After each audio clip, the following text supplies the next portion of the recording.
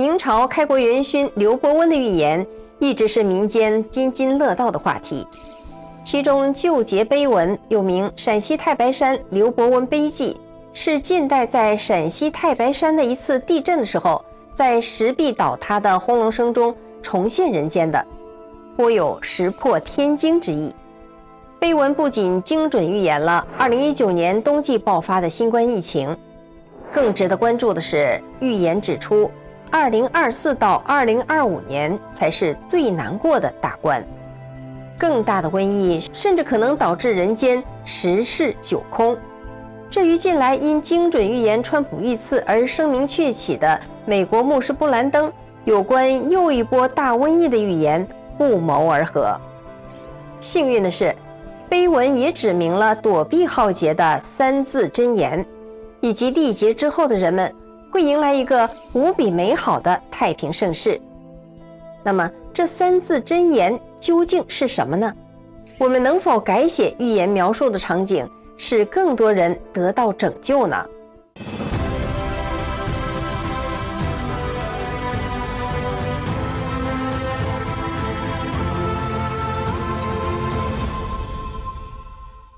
我们今天就把碑文全文解读一下。天有眼，地有眼，人人都有一双眼。乍一看啊，好像是在说天底下到处都是眼睛，盯着你的一举一动。但这可不是吓唬人，而是一种提醒。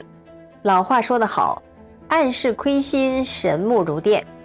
人以为自己做的事没人知道，其实天地之间有无数的眼睛都看着呢。人的一言一行都会带来相应的果报。每个人呢，也都有一双眼睛用来评判世界，总觉得眼见为实，但是啊，不靠谱的时候可太多了。就像你朋友圈里的那些照片，可能 P 的连亲妈都不认识了。所以说呀，每个人的眼睛啊，都像个自带滤镜的相机，很容易被人的境界、观念、环境、情绪啥的给蒙蔽了。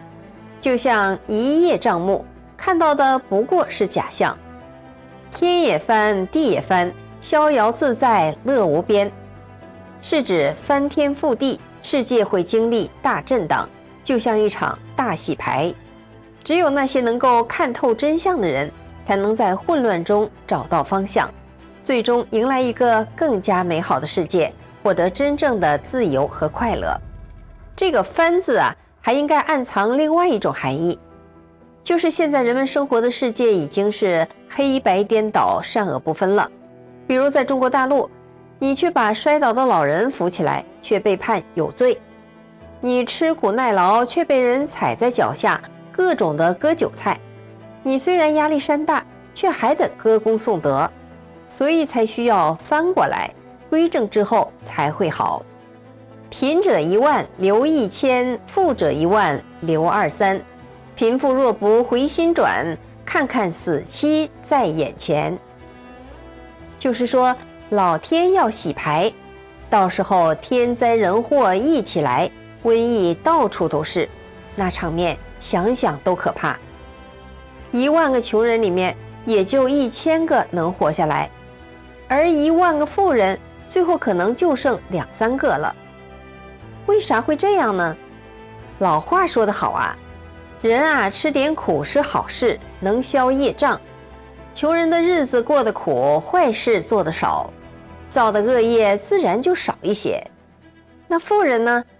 有些人吧，可能是贪污腐败，或者是做了亏心买卖才富起来的，造的业就比较重。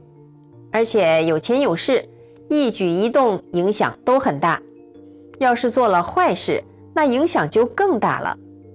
当然了，不是说所有的富人都不好，很多人呢也是因为祖上积德福气大，或者是靠自己的努力踏踏实实做生意才成功的，是凭本事吃饭的。说到底啊，无论是穷人还是富人，人们被道德下滑的浪潮裹挟，要分清善恶，坚守正道，那都已经是很困难的事情了。所以无论贫富都要深刻的反省，不然的话，那结果可就不好说了。碑文接着又说，平地无有五谷种，谨防四野绝人烟。若问瘟疫何时现，但看九冬10月间。你看这说的，可不就是几年前闹得人仰马翻的新冠疫情吗？想想看啊，疫情爆发的时候，人们的生活被彻底打乱了，工厂停工，商店关门，田地荒置，街上空无一人。疫情最早爆发的时间也正好就是黄历的9、10月，跟碑文里说的一模一样。下面几句是：行善之人得一见，作恶之人不得官。世上有人行大善，遭了此劫不上算。这句话呀，看似残酷，却揭示了生存的真相。积德行善的人才能在灾难中存活。现在的社会啊，人们被各种错误的观念所蒙蔽了，分辨是非都不容易了。比如人定胜天这个词儿，可能打小就听过，可是细想一下呢，却是十分的狂妄，不敬神明的。在古代，不孝的罪过就够让雷劈的了。如果人是神造的，你呼吸的每一口空气都是神造的，你却连创造人的神都不敬，那不比儿女不孝顺父母的罪过更大吗？所以说呀，宁可信其有，不可信其无，不要太自以为是。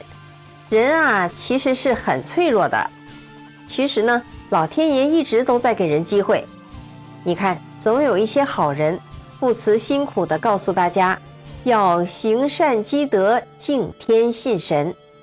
可很多人就是不听，还觉得人家是迷信。倘若因此被劫难吞噬，你说冤不冤呢？下面讲了大瘟疫带给人们的10个忧愁。一愁天下乱纷纷，二愁东西饿死人，三愁湖广遭大难，四愁各省起狼烟，五愁人民不安然，六愁九冬10月间，七愁有饭无人吃，八愁有衣无人穿，九愁尸骨无人捡，十愁难过猪鼠年。新冠疫情爆发的时候，正是猪鼠之交，疫情从湖广蔓延，各省封省封城，直到封街封村，像处于战时状态，狼烟四起一样，死亡无计其数，有的全家感染死亡，没有人收尸，可谓有饭没人吃，有衣没人穿，而且瘟疫随时可能卷土重来。而且封控之后的经济急转直下，大陆楼市股市崩盘，吞掉几代人的积蓄，甚至背上巨债，还有严峻的就业形势，让千万学子工作没有着落，这不又是饿死人的节奏吗？再加上各种天灾人祸如万箭齐发，让多少人感到悲观绝望，真是吃不完的苦，发不完的愁啊！那这苦日子到底还有没有个头呢？若得过了大劫年，才算世间不老仙。就是同打铁罗汉，难过7月初1、13。任你金刚铁罗汉，除非善乃能保全。谨防人人艰难过，关过天翻龙蛇年。预言告诉我们，这样艰难的日子虽然煎熬，但还是有尽头的。好人能够历劫重生，福寿绵长，赛过神仙。预言指出，瘟疫会在龙蛇年真正过去，也就是当前的2024年和即将到来的2025年。许多预言家也说，2024到2025年将是人类精神意识重新觉醒的时间点。不过呀，这个关卡并不好过，唯一能帮助人们度过劫难、保全自身的，是天地间最重要的东西——善良。神不看人的贫富权利，你可能觉得自己只是个普通的百姓，什么也左右不了，影响不了。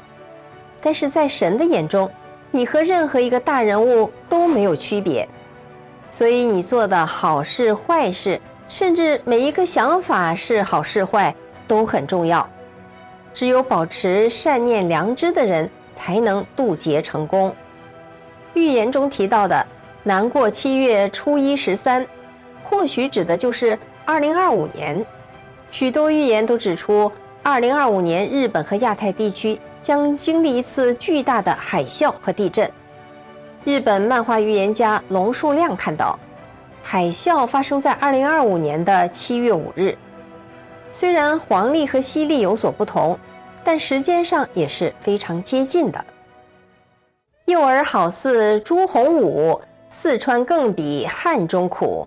大师吼如雷，胜过盗白虎。犀牛现出尾，平地遇猛弱。就像当年朱元璋小时候穷得要饭一样，现在老百姓的日子也不好过，各种灾难接踵而至。但即使在最黑暗的时刻，也会有希望出现。一些看似弱小的人，却要成为末世救人的英雄。他们意志坚定，无所畏惧，为人们指出一条明路，远离灾难。为什么说是看似弱小的一群人呢？因为现在的社会啊，善恶颠倒，是非不分，善良的人被当成傻子，甚至被打压迫害，被人轻视。恶人反而被认为有能耐，让人羡慕。尤其是那些极恶之人，可能正是掌握权力的人。在这么困难的情况下，行善的人还要坚定地救人，必须要有狮子一样的勇气和奉献精神，这真是太不容易了。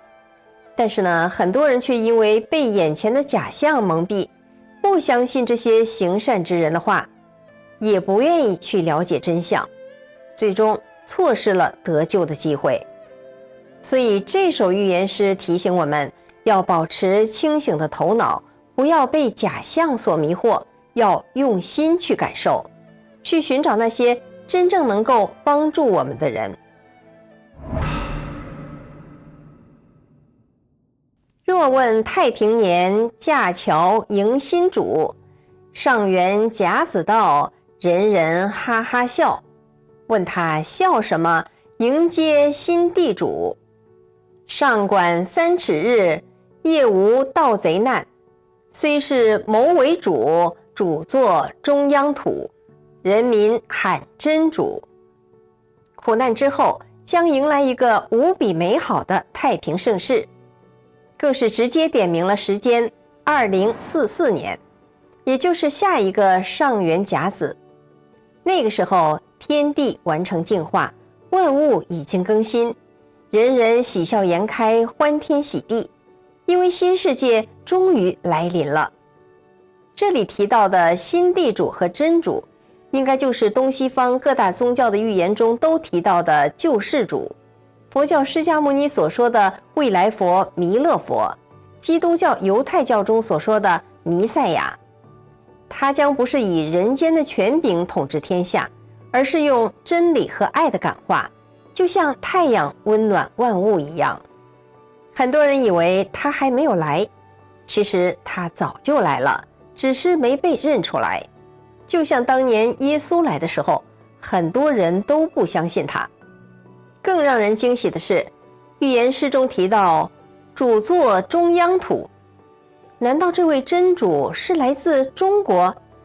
因为中国在古代被称为中土。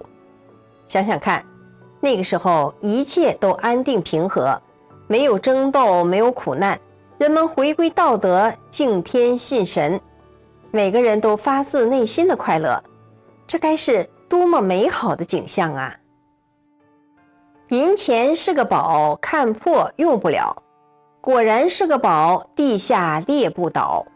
这就像是一副当头棒喝，把我们从金钱名利的追逐中惊醒，让我们看到什么才是真正宝贵的东西。想想看，当瘟疫肆虐，当灾难降临，金钱救不了你的命，名利换不来你的健康，地位更无法阻止灾难的发生。真正宝贵的东西，是在天崩地裂的时候能保佑你渡过难关的东西。那会是什么呢？下面的预言给出了更加直接具体的答案。7人一路走，引诱进了口，3点加一钩，8王20口，人人喜笑，个个平安。7人一路走，引诱进了口，上部七，下部人，将引字中的弓对齐放进口中，就成了木字，这是真字的古代的写法。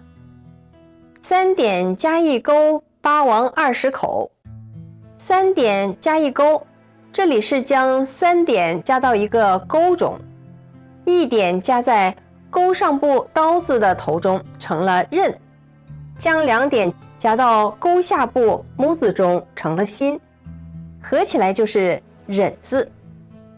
8王20口，上面是个倒着的8字，下面是王字，再下面是念，代表中文的数字20，最下面是个口字，合成了一个善字。人人喜笑，个个平安，这是说呀，真善忍这3个字是带人走过劫难，获得平安幸福的法宝。想想这些年，是谁受着打压迫害，却告诉人们真善忍的可贵？或许啊，在你的生活中就遇到过这些坚持真理的人。祝愿每一个人都能抛弃一切偏见，去寻找真相，在任何困难的时候都不忘真善忍，走过难关，走向最好的未来。预言最后的这几句说的是：人人可观，个个可传，有人印诵，勿取金钱。行善者可保，作恶者难逃。敬重天地神明父母，其自指无骨，谨当切记。那么希望看过我们这个视频的人，把预言中指明的保命方真善忍记在心里。祝愿大家都有一个平安美好的未来，并把我们的视频和频道分享给更多的人。感谢您收看《文史大观园》，我是雪莉，我们下次节目再见。